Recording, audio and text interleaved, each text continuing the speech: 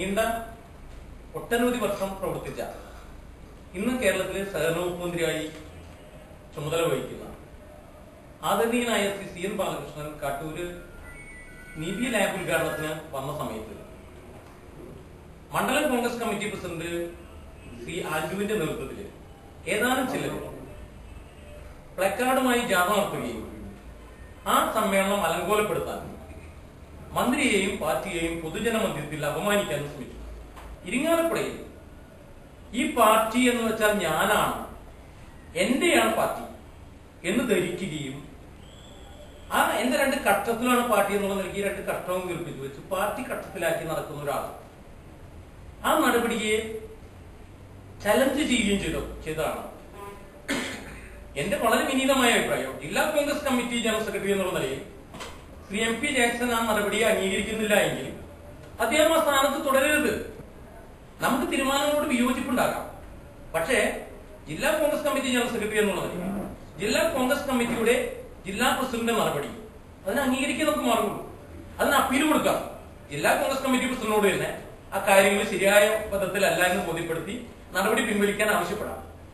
മാപ്പെഴുതി കൊടുത്ത് തിരിച്ചു കയറാം. ഇതൊക്കെ പരിചയമുള്ള ആളാ ജാക്സൺ. നിങ്ങൾ ഓർക്കുന്നുണ്ടാകും, ആദരണീയനായ ശ്രീ ഉമ്മൻചാണ്ടിയും K P C president Ramesh ചെന്നിത്തലയും ഒന്നിച്ച് ആവശ്യപ്പെട്ടിട്ടുണ്ട്.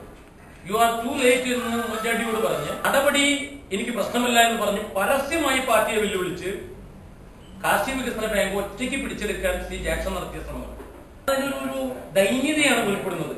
മുനിസിപ്പൽ ചെയർമാനായിരുന്ന ഭാനുമതി വളരെ സജീവമായിട്ട് മഹിളാ കോൺഗ്രസിന്റെ പ്രവർത്തനങ്ങളുണ്ടായിരുന്നു. പക്ഷെ അവരെയൊക്കെ തെറ്റിദ്ധരിപ്പിച്ച് ആ പാർട്ടി നടപടിക്ക് വിധേയമാക്കിയപ്പോ അവരെ പണി നിർത്തിപ്പോയി. ഒപ്പിട്ട സാധനങ്ങൾ വേറെയും വരും. അപ്പൊ അത് മനസ്സിലാവും. ഓർമ്മയ്ക്കൊന്ന് സ്ഥിരപ്രജ്ഞ. എനിക്ക് തോന്നുന്നത് ഈ അഹങ്കാരം, വള്ള്, നിരാശ, ബുദ്ധിമാന്യം ഇത് നാലുമാണ് ഒരു മനുഷ്യന്റെ തകർച്ചയ്ക്ക് ഏറ്റവും കൂടുതൽ വരിക.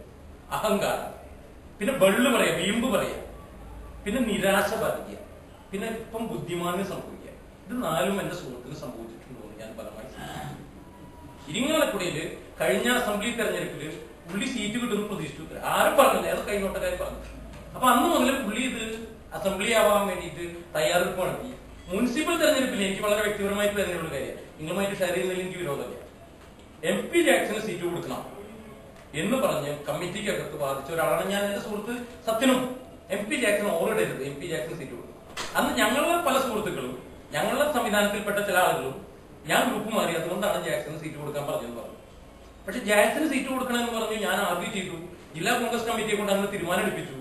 ഇദ്ദേഹം നോമിനേഷൻ കൊടുക്കുന്നു പറഞ്ഞിട്ട് ഒരു തൃശ്ശൂർക്ക് ഒളിച്ചോടിപ്പോയി നോമിനേഷൻ കൊടുക്കാതെ ഒളിച്ചോടിപ്പോയി. ആ വാർഡിൽ ഏറ്റവും മോശമായ ഇരിങ്ങാലക്കുട നഗരസഭയിലെ ഏറ്റവും മോശമായ ഒരു കൗൺസിലർക്ക് സി എം ബാബുവിനെ സീറ്റ് കൊടുത്തു. ആരെടുത്ത തീരുമാനം? ജാക്സന്റെ തീരുമാനം. അതൊരിക്കലും അബ്ദുൾ ബഷീറിനെ പോലുള്ള വളരെ സീനിയർ ആയിട്ടുള്ള ഒരാളെ വാർഡിലുണ്ട്. കണ്ടേന് തീരുമാനമെടുത്ത ഒരു പേരാണ് സോണിയഗിരി. അവർ പിന്നോക്ക ജാതിയാണോ മുന്നോക്ക ജാതിയാണെന്ന് എനിക്കറിയില്ല. ജാക്സൺ തന്നെ ഉയർന്ന ജാതിയാണെന്ന് ഇപ്പോഴാണ് എനിക്ക് മനസ്സിലായിരുന്നു. വളരെ ഉന്നത കുലത്തിൽ ജനിച്ച് ഉന്നത അയ്യര ഏതാണെന്നുള്ള സമുദായം. അപ്പൊ വളരെ തരംതാണ രീതിയിൽ അത് പറയാ. ഞാനാക്കിയെന്ന് ഒരിക്കലും ഞാൻ അങ്ങനെയാണ് എങ്കിൽ ഞാനൊരു ചെറിയ സംശയം, എം പി ജാക്സൺ പൊതുരംഗത്തും രാഷ്ട്രീയ രംഗത്തും വന്നത് എന്നല്ലാന്ന് എനിക്കറിയാം, നിങ്ങൾക്കറിയാം. ഞാൻ കേരള വിദ്യാർത്ഥി യൂണിയന്റെ പ്രവർത്തനം കൊണ്ട് നടക്കുമ്പോൾ ഇദ്ദേഹം മാർക്കറ്റിലേക്ക് കച്ചവടം നടത്തുന്നു. അങ്ങനെയുള്ള ജാക്സനെ ഇരിങ്ങാലക്കുടയിൽ മുനിസിപ്പൽ കൗൺസിലറായിട്ട് മത്സരിപ്പിക്കുന്നത് ഈ പാർട്ടിയാണ്.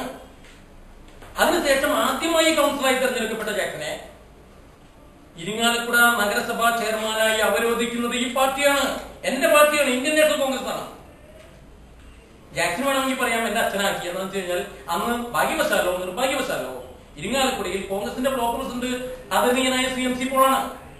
ഇതെല്ലാം മറന്നുകൊണ്ട് പത്രസമ്മേളനങ്ങൾക്ക് വരുമ്പോഴായാലും എവിടെ വരുമ്പോഴായാലും അഹങ്കാരത്തിന്റെ ഭാഷയിൽ ഞാനും എന്റെ ബാങ്കും, ഈ ബാങ്ക് സീലാൻഡിയും കൂട്ടരും എത്രയോ വർഷം മുമ്പ് സ്ഥാപിച്ച ബാങ്കാണ്, അത് ഞാൻ സ്ഥാപിച്ചു എന്നുള്ള നിലയ്ക്ക് പുള്ളി സംസാരിക്കുക. അതിനൊരു സഹകരണ വ്യവസ്ഥയും സഹകരണ മാനദണ്ഡം സ്ഥാപ് ചെയ്തുകൊണ്ട് ഒരു പൊതുയോഗം പോലും വിളിക്കാതെ റെപ്രസെന്റേറ്റീവ് ജനറൽ ബോഡിയുള്ള ഒരു ബാങ്കാണ് പ്രാതിനിധ്യ പൊതുയോഗം. ആ പ്രാതിനിധ്യ പൊതുയോഗത്തിന് ഉൾപ്പെടുത്തുന്ന മുഴുവൻ ആളുകളും ജാക്സന്റെ ശിങ്കിടികളാണ്. ആ ബാങ്കിൽ നിന്ന് 1 കോടി രൂപ സഹകരണ ആശുപത്രിക്ക്, ഇദ്ദേഹം പ്രസിഡന്റായിട്ടുള്ള സഹകരണ ആശുപത്രിക്ക് വായ്പ കൊടുത്തു. ആ 1 കോടി രൂപ ഒരു പൈസ പോലും തിരിച്ചടവില്ലാതെ 2,32,00,000 രൂപയായ സമയത്ത് ആ വായ്പ ഒരാളോടും ചോദിക്കാതെ എഴുതി തള്ളാൻ തീരുമാനമെടുത്തു. അങ്ങനെ സഹകരണ രംഗം കൊള്ളയടിക്കുന്ന ഒരാൾ ഇന്ന് ആ ബാങ്കിന്റെ ബോർഡൊക്കെ കണ്ടാൽ ഇതേതൊരു മൾട്ടിനാഷണൽ കമ്പനിയോ HDFCയോ അല്ലെങ്കിൽ സിറ്റി ബാങ്ക് പോലെയോ ITC ബാങ്ക് ഒരു സഹകരണ ബാങ്കാണ് എന്ന് പറയാൻ പോലും നാണിക്കുന്നു ഇദ്ദേഹം. ഇതൊരു സഹകരണ ബാങ്കാണെന്ന് പറഞ്ഞാൽ എന്ത് വലിയ അപകടമാണെന്ന നിലയിൽ ITC ബാങ്ക് സിറ്റി ബാങ്കിന്റെ പരസ്യം പോലെ ഈ നാടൊട്ടുക്കും ശാഖകൾ തുടങ്ങിയിരിക്കുന്നു. ശാഖകൾ തുടങ്ങി നമുക്ക് കുഴപ്പമില്ല. പക്ഷെ സഹകരണ രംഗത്ത് കോൺഗ്രസ് ഭരിക്കുന്ന ബാങ്കുള്ള കാട്ടൂര് ശാഖ തുടങ്ങാൻ തീരുമാനിച്ചു.